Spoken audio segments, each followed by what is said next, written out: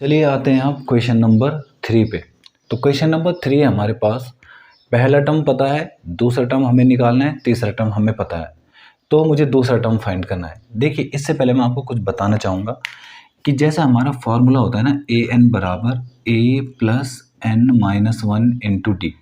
तो a N मतलब अगर मुझे जो है पाँचवां टर्म चाहिए तो रखो ए फाइव। तो ए फाइव मतलब ए प्लस एन की जगह five minus one into D, तो मतलब ए प्लस फोर डी। जब पाँचवां टर्म चाहिए, जब पाँचवां टर्म होगा तो उसके लिए फॉर्मूला बन रहा है ए प्लस फोर डी। अगर मुझे आठवां टर्म चाहिए तो ए प्लस एन की जगह eight minus one into D, तो ए प्लस सेवन डी। जब आठवां टर्म चाहिए तब सेवन डी फॉर्मूला बन रहा है। अगर मुझे दसवां टर्म चाहिए ए टेन, तो इसका मतलब ए प्लस एन की जगह फिर क्या, ten minus one into D, तो मतलब ए प्लस नाइन डी, ये फॉर्मूला। जब मुझे पाँचवां टर्म चाहिए तब ए प्लस फोर डी बन रहा है। जब मुझे आठवां टर्म चाहिए ए प्लस सेवन डी बन रहा है। जब मुझे दसवां चाहिए तो ए प्लस नाइन डी बन रहा है। आपको कुछ समझ में आ रहा है इससे कि जो टर्म हमें चाहिए ना उसके लिए फॉर्मूला उससे एक कम बन रहा है, ए प्लस फोर डी। आठ तो ए प्लस सेवन डी, दस तो ए प्लस नाइन डी। तो मुझे दूसरा टर्म चाहिए, दूसरा टर्म। तो दूसरे टर्म के लिए फॉर्मूला क्या बैठेगा, ए प्लस वन डी बैठेगा ना। देखिए ना, पाँच तो यहाँ पे चार है, यहाँ पे आठ, यहाँ पे सात है, यहाँ पे दस तो यहाँ पे नौ है, एक कम। तो दूसरा टर्म चाहिए मुझे, तो दूसरे टर्म का जो फॉर्मूला होगा वो हमारा क्या होगा, ए प्लस वन डी। क्लियर है, ए प्लस वन डी। तो करते हैं। अच्छा फिर मुझे ये भी तो पता है कि तीसरा टर्म पता है। तीसरा टर्म हमारा कितना है, 26। जो चीज़ हमें गिवन है हम वही लिखते हैं पहले। मुझे ये पता है कि तीसरा टर्म जो है कितना है, 26 है। तीसरा टर्म अगर 26 है तो तीसरे टर्म का फॉर्मूला बताओ मुझे क्या बैठेगा। तीसरे टर्म का फॉर्मूला बैठेगा ए प्लस टू डी। क्यों, अभी बताया था ना यहाँ पे, तीसरा टर्म तो ए प्लस टू डी, पाँचवा तो ए प्लस फोर डी। इस तरह से होगा ना, ए प्लस टू डी बराबर 26। ए मुझे पता है, ए मतलब होता है एपी का पहला टर्म। तो पहला टर्म पता है ना मुझे, तो टू प्लस टू डी बराबर 26। जो यहाँ प्लस है वहाँ जाके माइनस, तो टू डी बराबर 26 माइनस टू, तो टू डी इक्वल टू 24 और d इक्वल टू 24 अपॉन में 2। तो d की वैल्यू कितनी आ रही है, 2, 2 नहीं 12, सॉरी, d की वैल्यू 12 आ गई। अब मुझे ना कौन सा टर्म चाहिए, सेकंड टर्म चाहिए। तो सेकंड टर्म मतलब a2। तो a2 का जो फॉर्मूला होगा वो क्या होगा, a प्लस वन डी। तो लगाओ, a की जगह क्या है हमारा, 2 प्लस वन इंटू डी की जगह 12। तो हमारे पास आ रहा है कितना, 2 प्लस 12 मतलब 14। तो ये हमारे 14 हमारे आंसर हो जाएगा। ओके, आई होप कि समझ में आ रहा है आप लोगों के।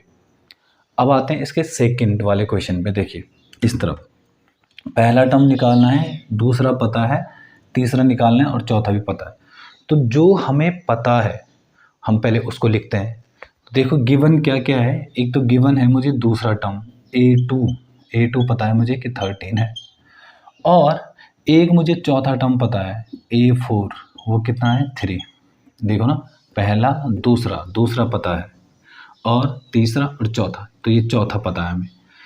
तो a2 का फॉर्मूला क्या बैठेगा, a plus one D, A plus one D है ना a2 की जगह, और ये 13। और a4 की जगह क्या होगा, a प्लस थ्री डी बराबर 3। दोनों में एलिमिनेशन लगाते हैं, तो बाय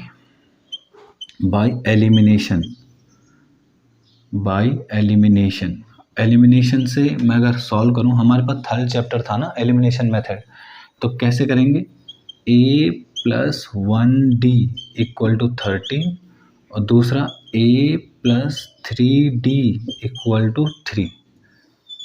अब देखिए ये दोनों बराबर तो हैं, a के कोएफिशिएंट बराबर तो हैं, बट अपोजिट साइन नहीं है, तो अपोजिट साइन लगा देते हैं हम। तो ये हमारा कैंसिल आउट हो गया। 1d में से 3d जा रहा है तो माइनस का 2d बच रहा है, 2d बराबर 10। तो d इक्वल टू 10 अपॉन में 2 माइनस का 2, तो d इक्वल टू हमारा आ गया है माइनस का 5।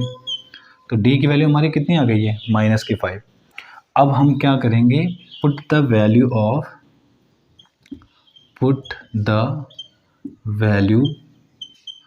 Of d in 1। ये हमारी जो पहली इक्वेशन थी ना, ये वाली, ये 1 इक्वेशन है, ये 2 है, तो 1 में रख दो। तो a + 1 और d की जगह -5 बराबर 13। तो a - 5, क्योंकि 1 5 = 5 = 13, और प्लस माइनस का माइनस, जो यहाँ माइनस है वहाँ जाके प्लस जाएगा। तो a बराबर 13 + 5, तो a की वैल्यू कितनी आ गई है, 18। अब बताओ मुझे कौन सा टर्म चाहिए था, पहला टर्म चाहिए था ना, वो तो हमारा निकल चुका है, पहले टर्म को ही तो a बोलते हैं, तो ये हमारा a आ गया। फिर मुझे चाहिए अब तीसरा टर्म a3। तो a3 का फॉर्मूला होगा a + 2d, तो लगाओ, a की जगह 18 + 2, d की जगह -5, तो कितना आ रहा है, 18 - 10, तो a3 जो है हमारा कितना आ गया है, 8। तो हमें तीसरा टर्म पता चल गया है, वो 8 है, और पहला टर्म हमें पता है वो 18 है। क्लियर है? तो ये आपके क्वेश्चन नंबर 3 का फर्स्ट और सेकंड पार्ट था। तो चलिए करते हैं इसका थर्ड और फोर्थ पार्ट। नंबर 3 का हमें थर्ड पार्ट पता है, हमें थर्ड पार्ट करना है, तो करते हैं। पहला टर्म पता है, दूसरा और तीसरा टर्म निकालना है। तो जो चीज़ पता है पहले उसे लिखते हैं। देखिए a पता है मुझे कि वो 5 है, मुझे चौथा टर्म पता है, पहला दूसरा तीसरा चौथा, फोर्थ टर्म पता है, तो मतलब a4 पता है मुझे, 9 होल 1/2 पता है।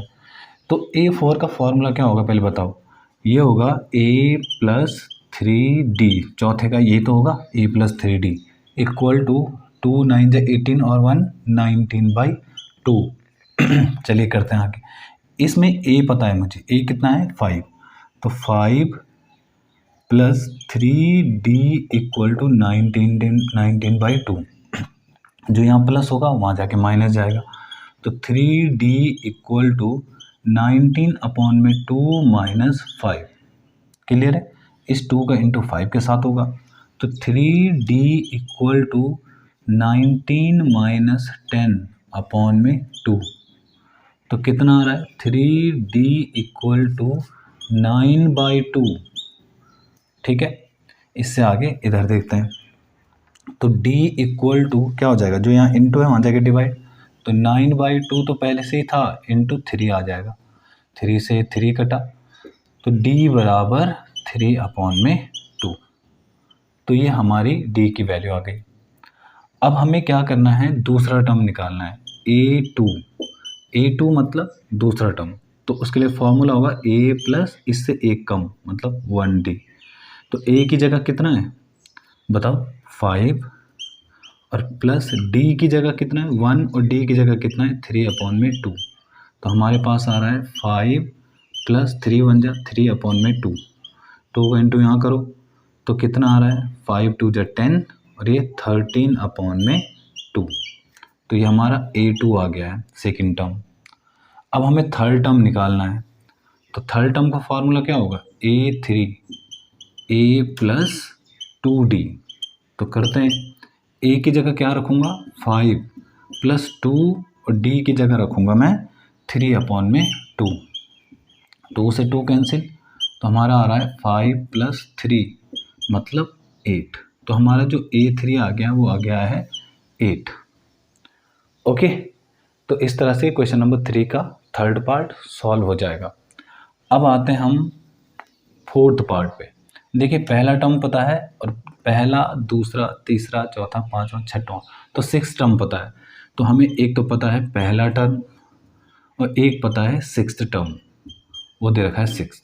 तो a6 का फॉर्मूला लगाओ, मतलब 6th टर्म का फॉर्मूला क्या होगा, उससे एक कम, तो कैसे, a + 5d = 6 तो था ही यहाँ पे, तो a की जगह रखूँगा -4 + 5d = 6, जो यहाँ माइनस है वहाँ जाके प्लस जाएगा, तो 5d = 10 है ना, तो d = 10/5। तो d की वैल्यू कितनी आ रही है, 2।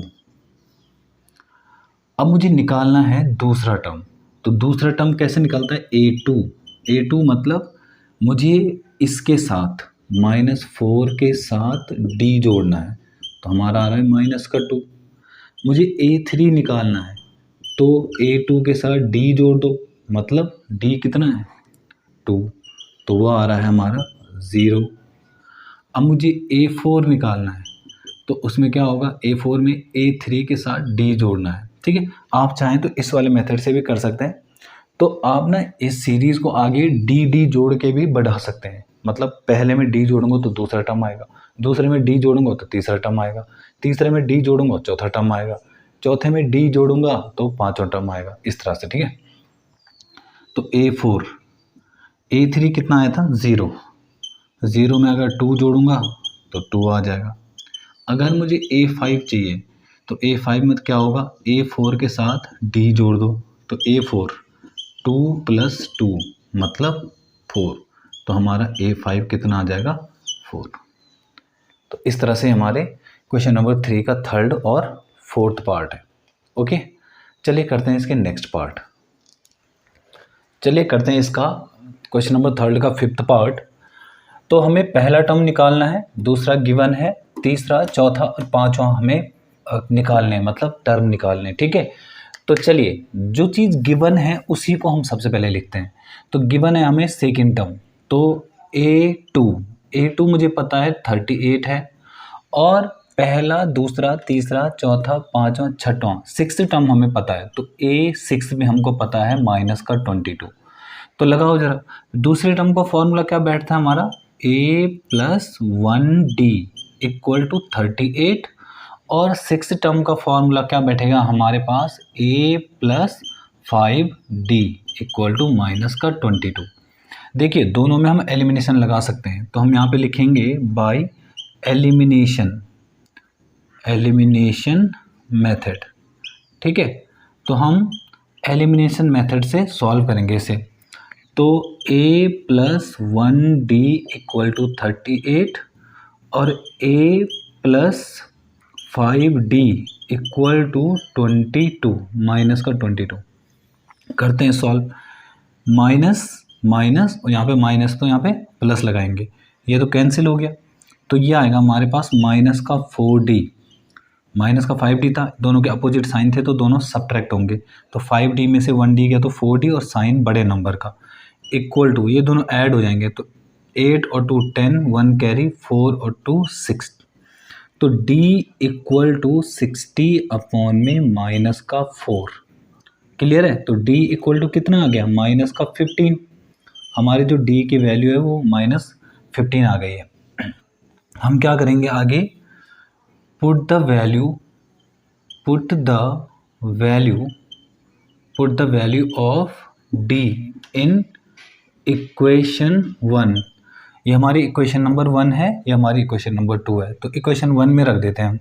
तो बताओ, A+1D = 38 था ना, तो A की जगह तो A ही रखेंगे, +1 और D की जगह रखेंगे -15 बराबर 38।